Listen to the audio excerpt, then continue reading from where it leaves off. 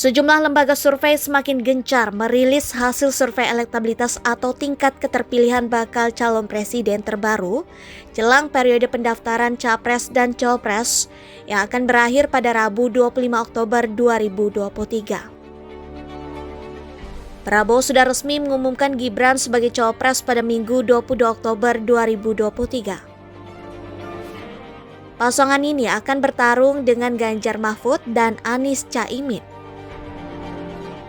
5 lembaga survei yang baru-baru ini mengungkap hasil survei elektabilitas Capres pada periode Oktober 2023. Dalam melakukan survei, lembaga itu menggunakan metode yang berbeda dalam menganalisa elektabilitas 3 kandidat, yaitu Prabowo Subianto, Ganjar Pranowo, dan Anies Baswedan. Tidak hanya metode yang berlainan, mereka juga menyasar responden yang berbeda dengan jumlah yang berbeda pula. Sehingga rincian hasilnya sangat mungkin tidak seragam. Ipsos Public Affairs. Survei Ipsos Public Affairs melakukan survei elektabilitas terhadap 3 pasangan calon, yakni Prabowo Gibran, Ganjar Mahfud, dan Anies Caimin. Hasilnya, pasangan Prabowo dan Gibran diprediksi akan kalah dari Ganjar dan Mahfud apabila Pilpres digelar saat ini. Ganjar dan Mahfud 31,98%, Prabowo dan Gibran 31,32%, Anies dan Caimin 28,91%. LSI, Lembaga Survei Indonesia, melakukan selama 1 pekan, tepatnya pada 2 hingga 8 Oktober 2023. LSI menyasar 1.620 responden yang dipilih secara acak berjenjang atau multi-stage random sampling. Responden terpilih diwawancarai lewat tatap muka oleh pewawancara yang telah dilatih. Dalam simulasi tertutup 3 nama, LSI mendapati hasil elektabilitas Prabowo tertinggi disusul Ganjar, lalu kemudian Anies dengan rincian perolehan berikut ini. Prabowo Subianto 37%, Ganjar Pranowo 35,2%, Anies Baswedan 22,7%. Polling Institute.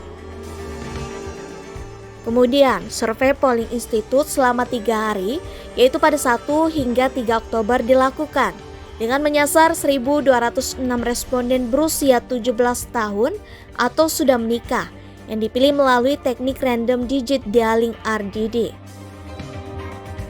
Survei Polling Institute mendapati hasil bahwa elektabilitas Prabowo berada pada posisi teratas disusul oleh Ganjar dan Anies dengan rincian perolehan sebagai berikut. Prabowo Subianto 36,5%, Ganjar Pranowo 31,2%, Anies Baswedan 18,7%. Indikator Politik Indonesia.